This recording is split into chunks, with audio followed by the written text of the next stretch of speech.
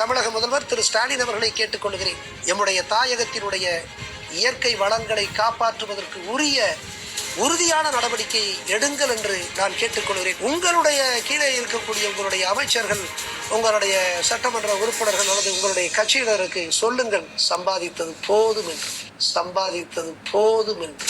முதல்வர் என்கிற அடிப்படையில் இந்த மீதம் இருக்கக்கூடிய இந்த இயற்கை வளங்களை, அது பொது சொத்து, அது தமிழர்களுடைய பொது சொத்து, அதை காப்பாற்றி அடுத்த தலைமுறைக்கு கொடுப்பதற்கு நீங்கள் உறுதியான நடவடிக்கை எடுக்க வேண்டும்.